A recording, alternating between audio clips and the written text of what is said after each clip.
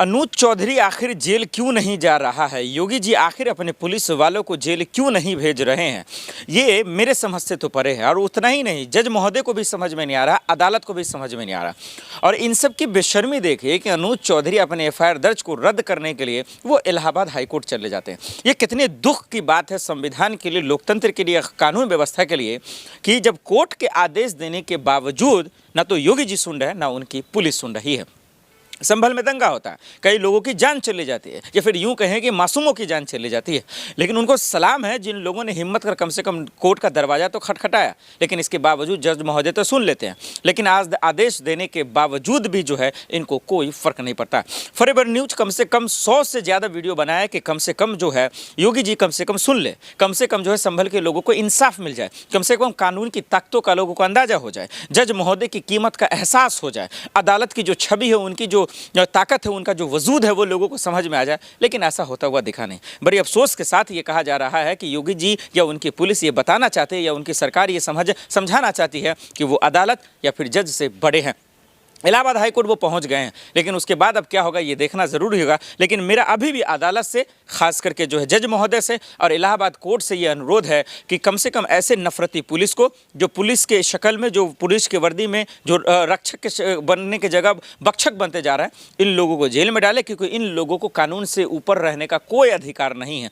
इनको कोई अधिकार नहीं कि कानून व्यवस्था को हाथ में ले, सरेआम गोली चला दे, नफरत फैलाने का काम करे, दंगा करने का काम करे। लेकिन कोर्ट के आदेश के बावजूद सरकार आज नशे में इस तरीके से चूर है कि उसको देखना तो दूर की बात, समझना तो दूर की बात, पालन करना तो दूर की बात, उनके ही खिलाफ ये कोर्ट में चले जाते। तो सोचिए जो आम लोग हैं, जो बेकसूर लोग हैं, वो आखिर क्या ही कानून व्यवस्था पे भरोसा करेंगे जब हालात संभल में इस तरीके का देखने को मिलेगा। हुए हैं क्या हमला होने के लिए, मरने के लिए भर्ती हुआ हूँ, ये बात तो वो बच्चा जो 12 साल का था वो मरने के लिए पैदा हुआ था। पत्थर चला रहे थे ना संभल। अरे पत्थर चला रहे थे, तुम्हारे पास भी लाठी थी ना, लाठी से मारना चाहिए था ना। बंदूक किसने इजाजत दी?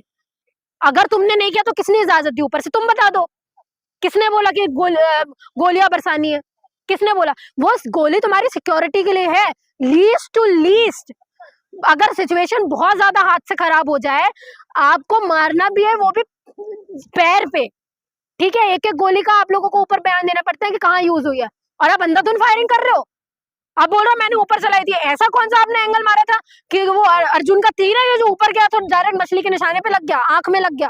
ये फालतू की बातें हम लोगों को मत बताओ, ठीक है? लोगों को समझ में आती है ये सारी चीजें। तो अपने गुंड कह रहे हैं वो फालतू बात है। बिल्कुल है, मेरा भी परिवार है, मेरी जान भी है, और उस बच्चे का भी परिवार है, उसकी भी जान है, सबकी जान होती है, सबकी फैमिली होती है।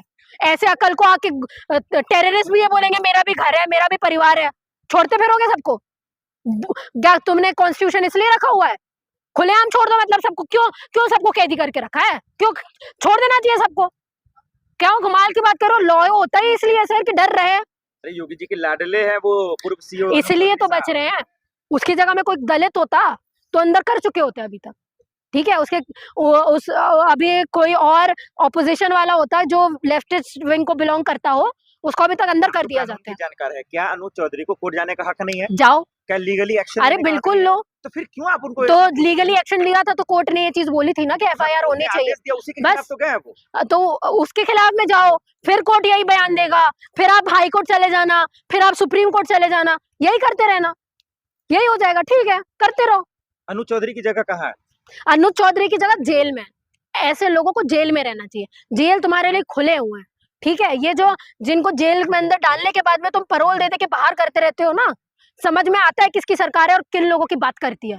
तो ये तुम ना दोगला चरित्र मत बताओ। क्या ये डबल इंजन की सरकार है? यूपी में भी है, देश में भी बहुत जगह जो है बीजेपी की सरकार है, क्या बिल्कुल भी ठीक नहीं है? बिल्कुल नहीं है, बिल्कुल नहीं है। ना सिस्टम का ध्यान है, ना लॉ का ध्यान है।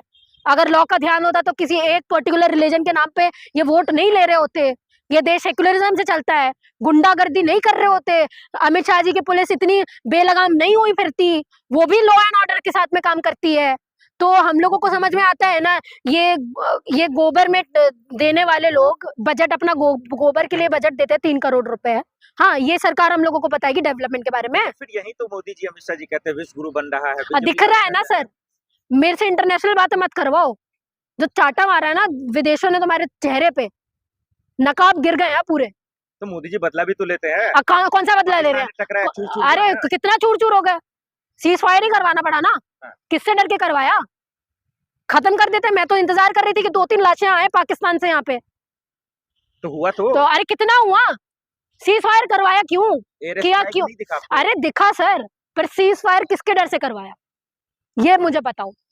15-25% टैरिफ धमका देता है अमेरिका कि ट्रम्प 25% टैरिफ लगाने को बोल रहा है कि कोई भी ईरान के साथ में ट्रेड करेगा तो 25% टैरिफ लगेगा। तुमने क्यों नहीं लगाया?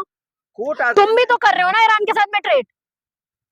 कोर्ट आदेश देता है तो उसके बिहाफ पे आप लोग सरकार को कोसने लगते हैं, जबकि कोर्ट का तबादला, जज का तबादला जो है वो सुप्रीम कोर्ट से आए हुए जितने भी ऑर्डर्स हैं आप देख रहे हैं ना, हम्म।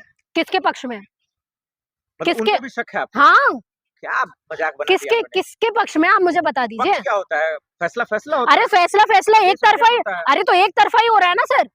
उमर खालिद को बेल मिलती है? नहीं मिलती ना, लेकिन 5 लोगों को छोड़ा जाता है। तो बोला तो संगीन आरोप है उन पे, अरे तो बहुत ठीक है। उन लोगों के ऊपर संगीन आरोप रहता है सर। हाँ, उन लोगों के ऊपर बड़ा संगीन आरोप रहता है, लेकिन आसाराम राम रहीम के ऊपर संगीन आरोप नहीं रहते हैं। मतलब ये चीज मान रहे हो कि लड़कियों के साथ में जो रेप हो रहा है सही हो रहा है, उन लोगों को बेल दे देनी चाहिए, पैरोल दे देनी चाहिए, ये चीज बोल रहे हो आप मुझसे? नहीं बिल्कुल भी नहीं। हाँ तो दे रही है ना, यही कोर्ट। सर, ये- आखिर ये- में बताइए अनु चौधरी की क्या सजा है? जेल में रहना चाहिए, ऐसे लोगों को जेल में डालना चाहिए, इनकी जगह जेल में। ये जो बाहर सांड की तरह फिर रहे हो ना, ये सिर्फ इसी सरकार के लिए। सरकार बदलेगी तो तुम भी जाओगे, अमर होके नहीं आया है कोई, ठीक है? सरकार बदलेगी और जल्द बदलेगी, याद रखिएगा।